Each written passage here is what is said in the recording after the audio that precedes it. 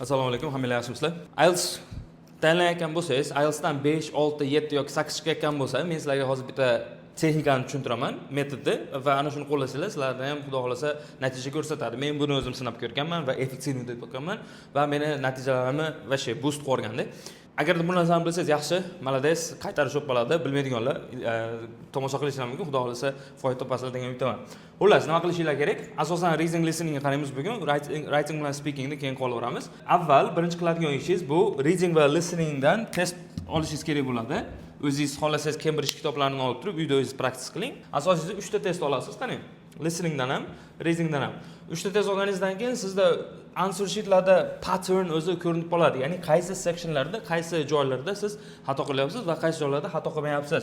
Aytaylik, readingda passage tree'da xatolar qilyapsiz. Content information matchingdami yoki bo'lmasam paragraph matching yoki bo'lmasam multiple choice. Listeningda ham xuddi shunaqa. Section 2 da multiple choice'da yoki bo'lmasam choose 2 da xato qilyapsiz yoki mapda xato qilyapsiz. Xullas, qayerda xato qilayotganligingizni aniqlaysiz. Aniqlaganingizdan keyin nima qilasiz? Mana shuni analiz qilasiz.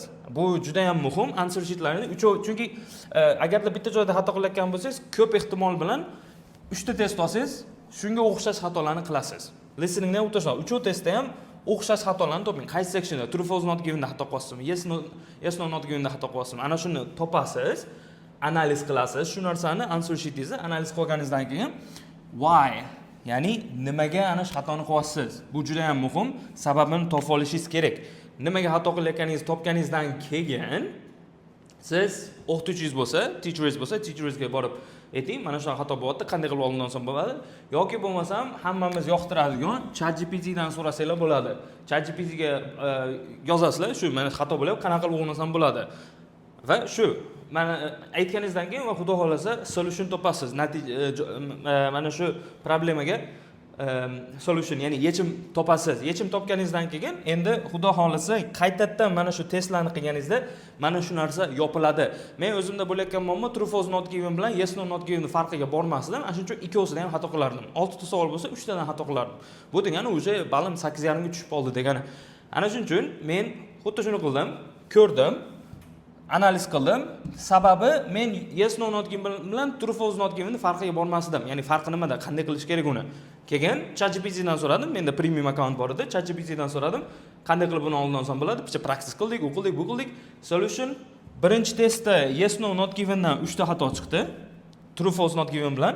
Ya'ni jami birinchi testimda 5 ta xato chiqdi, ikkinchi testimda 3 ta xato chiqdi, uchinchi testimda umuman xato chiqmadi. Endi listening tagiga qo'yib qo'ydim, lekin readingda bu.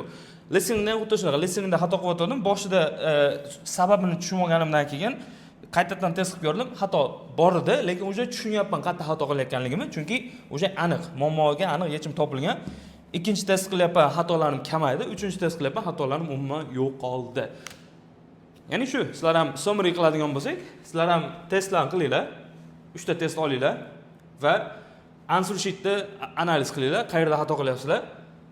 Aniqlaganingizdan keyin sababini topinglar, nimaga u xatoni qilyapsizlar. Sababini topganingizdan keyin teacher yoki ChatGPT ga boringlar, qanday oldin olsa bo'ladi va yechim topiladi. Yechim topilgandan keyin qaytadan test ishlab ko'ringlar. Yana xuddi shunaqa xato bo'layotgan bo'lsa, yana shu prosessni qaytaringlar va xudo xolasa samarali bo'ladi. Video foydali bo'ldi degan umiddaman. Fikrlar bo'lsa kommentariyada qoldiringlar. Sizlar bilan keyingi videolarda ko'rishamiz. Assalomu alaykum.